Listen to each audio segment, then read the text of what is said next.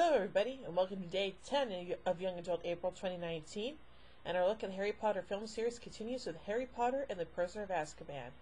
So for this one, I'll be looking at the plot, the production, and also differences from the book.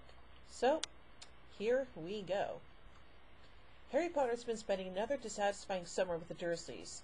When Harry's Aunt Marge insults his parents, he loses his temper and silently wills her up to bloat and float away. Fed up, Harry then flees the Dursleys with his luggage. The night bus delivers Harry to the Leaky Cauldron, where he is pardoned by Minister of Magic Cornelius Fudge for using magic outside of Hogwarts. After reuniting with his best friends Ron Weasley and Hermione Granger, Harry learns that Sirius Black, a convicted supporter of the Dark Wizard Voldemort, has escaped Azkaban prison and intends to kill Harry. The trio return to Hogwarts for the school year on the Hogwarts Express, only for Dementors to suddenly board the train, searching for Sirius. One enters the trio's compartment, causing Harry to pass out, but new defense against the dark arts teacher, Professor Lupin, repels the Dementor with the Patronus charm. At Hogwarts, Headmaster Albus Dumbledore announces that Dementors will be guarding the school while Sirius is at large. Hogwarts groundskeeper Rubius Hagrid is announced as the new Care of Magical Creatures teacher. His first class goes awry when Draco Malfoy deliberately provokes Hippogriff Buckbeak, who attacks him. Draco exaggerates his injury, and his father Lucius Malfoy later has Buckbeak sentenced to death. Rude! The Fat Lady's portrait, which guards the Gryffindor quarters, is found ruined and empty. Terrified and hiding in another painting, she tells Dumbledore that Sirius Black has entered the castle. Bomb, bomb, bomb! During a stormy Quidditch match against Hufflepuff, Dementors attack Harry, causing him to fall off his broomstick. At Hogsmeade, Harry is shocked to learn that not only had Sirius been his father's best friend and apparently betrayed them to Voldemort, but is also Harry's godfather. What a twist! Lupin privately teaches Harry to defend himself against Dementors using the Patronus charm. Good. After Harry, Ron, and Hermione witness Buckbeak's execution, Ron's pet rat Scabbers bites him and escapes. When Ron gives chase, a large dog appears and drags both Ron and Scabbers into a hole at the Whomping Willow's base. This leads the trio to an underground passage of the Shrieking Shack, where they discover that the dog is actually Sirius, who is an animagus. Lupin arrives and embraces Sirius as an old friend. He admits to being a werewolf and explains that Sirius is innocent. Sirius was falsely accused of betraying the Potters to Voldemort, as well as murdering 12 Muggles and their mutual friend, Peter Pettigrew. It is revealed that Scabbers is actually Pettigrew, an animagus who betrayed the Potters and committed the murders. After forcing him back into human form, Lupin and Sirius prepare to kill him, but Harry convinces them to turn Pettigrew over to the Dementors. Yeah, that'd probably be a good idea. As the group departs, the full moon rises and Lupin transforms into a werewolf. Sirius transforms into his dog form to fight him off. In the midst of the chaos, Pettigrew transforms back into a rat and escapes. Harry and Sirius are attacked by Dementors, and Harry sees the figure in the distance save them by casting a powerful Patronus spell. He believes the mysterious figure is his deceased father before passing out. Harry awakens to discover that Sirius has been captured and sentenced to the Dementor's kiss. Well, crap. Acting on Dumbledore's advice, Harry and Hermione travel back in time with Hermione's time turner, and watch themselves and Ron repeat the night's events.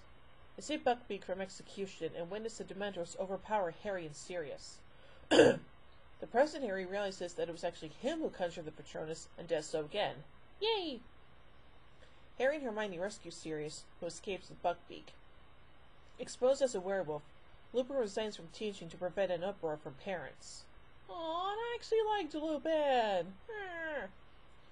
They also return the Marauder's map back to Harry, given he no longer has the authority to confiscate contrabands. Sirius sends Harry a firebolt broom, and he happily takes it for a ride. That's a nice way to end this movie. Now let's get the production of this movie, beginning with development. With Prisoner of Azkaban, production of the Harry Potter films switched to an 18-month cycle, which producer David Heyman explained was, quote, to give each film the time it required. Christopher Columbus, the director of the previous two films, decided not to return to helm the third installment, as he, quote, hadn't seen his own kids for supper in the week for about 2.5 years. Even so, he remained as a producer alongside Heyman. Guillermo del Toro was approached to direct, but considered the film, quote, so bright and happy, full of light, that he wasn't interested. Yeah, that's definitely true, considering his filmography.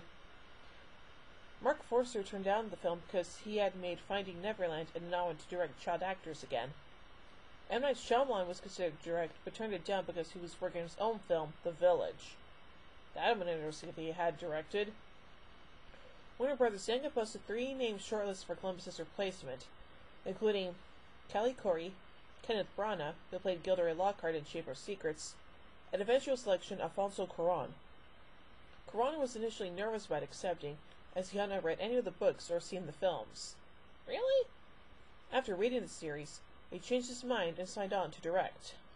Good on you, as he had immediately connected to the story. Cuarón's appointment pleased J.K. Rowling, who loved his film Et tout maman tambien, and was impressed with his adaptation of A Little Princess. Heyman found that, quote, tonally and stylistically, Cuarón was a perfect fit. As his first exercise with the actors who played the central trio, Cuarón assigned Radcliffe, Grint, and Watson to write an autobiographical essay about their character, written in the first person, spanning birth to the discovery of the magical world, and including the character's emotional experience. Of Rupert Grint's essay, Cuarón recalls, quote, Rupert didn't deliver the essay. When I questioned him why he didn't do it, he said, I'm Ron. Ron wouldn't do it. So I said, okay, you do understand your character.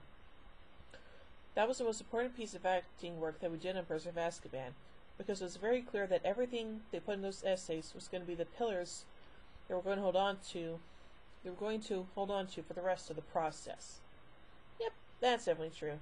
Now on to filming. Principal photography began on February 21st, 2003, at least in film studios, and wrapped in October 2003. The third film was the first to extensively utilize real-life locations, as much of the first 2 films have been shot in the studio. Some sets for the film were built in Glencoe, Scotland, near the Gladshag Inn. The indoor sets, including ones built for the previous 2 films, are mainly in Leavesden Film Studios. The Hogwarts Lake was filmed from Loch Shiel, Loch Illit, and Loch Moir in the Scottish Highlands. Incidentally, the train bridge, which was also featured in the Chamber of Secrets, is opposite Loch Shiel and was used to film the sequences when the Dementor board the train. A small section of the triple-decker bus scene, where it weaves in between traffic, was filmed in North London's Palmer's Green. Some parts were also filmed in and around Borough Market and Lambeth Bridge in London. Nice. Hogwarts grew and expanded significantly with the third film. For the first time, the Hogwarts courtyard and bridge were seen. At the end of the bridge, rock monoliths were placed onto the hillside to evoke a Celtic feeling. The use of live action also significantly changed the look of Hagrid's hut. In the first 2 films, it appeared at the end of a flat stretch, right in front of the Forbidden Forest. The third film utilized the more rugged Scottish locations to place Hagrid's hut at the bottom of a steep hillside. A large pumpkin patch was added behind the hut. The Honeydew set in this film is a redress of the set of Flourish and Blots that was seen in Chamber of Secrets, which in turn was a redress of the Ollivander set from the first film. Wow. Rowling allowed Cuarón to make minor changes to the book, on the condition that he stuck to the book's spirit. She allowed him to place a sundial on Hogwarts grounds, but rejected a graveyard, as that would play an important part in the then unreleased 6th book. Rowling said she, quote, got goosebumps when she saw several moments in the film, as he inadvertently referred to events in the final 2 books. She stated, quote, people are going to look back on the film and think that those were put in deliberately as clues. When the film had concluded, Cuarón found it had, quote, been the 2 sweetest years of my life, and expressed interest in directing one of the sequels. Yeah, too bad that never happened. Now on to effects. Cuarón originally wanted to move away from CGI toward puppetry. They hired master underwater puppeteer Basil Twist to help, using puppets to study the potential movement of the Dementors. Once it became apparent that puppetry would be too expensive and able to portray the specific elements of the Dementors, Cuarón turned to CGI. However, He and his team did use footage of Dementor puppets underwater as a basis for the flowing movements of the computer-generated Dementors. Nice! The Night Bus segment, when Harry is being taken to the Leaky Cauldron, uses the technique known as bullet time, popularized in the Matrix series of films.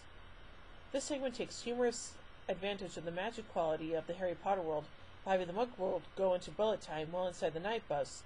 Harry, Stan Showpike, and Ernie Prang, and the talking shrunken head keep moving in real time. That's interesting. Now on to the music. The Academy Award nominated score was the third and final score in the series to be composed and conducted by John Williams. It was released on CD on May 25, 2004. In general, this film's music is not as bright as that of the previous films, with distinct medieval influences in the instrumentation. One of the new themes, Double Trouble, was written during production so that a children's choir could perform it in Hogwarts Great Hall in one of the film's earlier scenes. The lyrics of Double Trouble are actually from a ritual performed by the Weird Sisters in Act 4, Scene 1 of Shakespeare's Macbeth. Nice! The film's trailer prominently features the cues Anticipation and Progeny by Brand X Music, a trailer music band. Huh, that's interesting. Now, last but not least, the differences from the book. Prisoner of Azkaban was, at the time of publication, the series' longest book. The increasing plot complexity necessitated a looser adaptation of the book's finer plotlines and backstory. The film opens with Harry using magic to light his wand in short bursts, whereas in the same scene in the book, he uses a torch/flashlight, as performing magic outside the wizard world is illegal for wizards under the age of 17. The connection between Harry's parents and the Marauder's map is only briefly mentioned, as is Remus Lupin's association to both the map and James Potter. Additionally, it was never mentioned who the Marauders were, or who the nicknames Moony, Wormtail, Puffin, and Prongs referred to. Some exposition was removed for dramatic effect. Both the Shrieking Shack and Scabbers the Rat are mentioned only very briefly in the film, while they receive a more thorough coverage in the novel. Most of Sirius Black's backstory is also cut, with no mention of the manner of his escape from Azkaban. Only the first Quidditch game was kept in the film, due to its importance in the storyline. The second, Gryffindor against Ravenclaw, and third, Gryffindor against Slytherin, are cut. Thus, Harry receives the firebolt at the film's end, while in the book he receives it not only at Christmas, and is confiscated for a few weeks to be checked for possible jinxes by Professor Flitwick and Madame Hooch. On account of pace and time considerations, the film glosses over detailed descriptions of magical education. Only one hippogriff, Buckbeak, is seen, and only Malfoy and Harry are seen interacting with Hippogriff during Care of Magical Creatures lessons. And most other lessons, including all of Snape's potions classes, are cut from the film. The Fidelius Charm's complicated description is removed entirely from the film, with no explanation of given exactly how Sirius is supposed to have betrayed the Potters to Lord Voldemort. Many of the scene's lines are redistributed among Cornelius Fudge and Minerva McGonagall. In compensation, McGonagall's exposition of the Animagus transformation is instead given by Snape. In the film, where Harry and Hermione have traveled back in time and are hiding outside of Hagrid's hut, it is heavily implied that Dumbledore somehow knows that they are there, as he distracts the other characters at key moments or slows down the proceedings, such as by suggesting that he signed Buckbeak's execution order as well. Then, after Fudge agrees, he says it will take some time as he has an extremely long name, which allows Harry and Hermione time to free Buckbeak unseen. In the book, Dumbledore merely comments that the executioner must sign the order, right before he's about to leave the cabin to execute Buckbeak. The embryonic romantic connection between Ron and Hermione is more prominent in the film than the book. Okay. In response to criticism of the first two films for sacrificing character development for mystery and adventure, the emotional development of all three lead characters is given more attention in the third film. That said, any mention of the beginnings of Harry's crush on Cho Chang is removed. Chang herself is not even seen until the next film. Harry's darker side is first glimpsed in this film, and Harry proclaims, "I hope he finds me, because when he does, I'm going to be ready. When he does, I'm going to kill him." Yeah, so this is definitely the beginning of the more darker side of the Harry Potter films, and it definitely shows. So, overall, I give Harry Potter and the Prisoner of Azkaban 5 wands out of 5. And yeah, this is going to be a thing. I'm giving each movie and book 5 wands out of 5 because I love them all so much. So there you go. Anywho, so tune in tomorrow as I take a look at Harry Potter and the Goblet of Fire.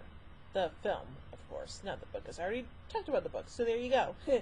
Anywho, so until then, bye everybody.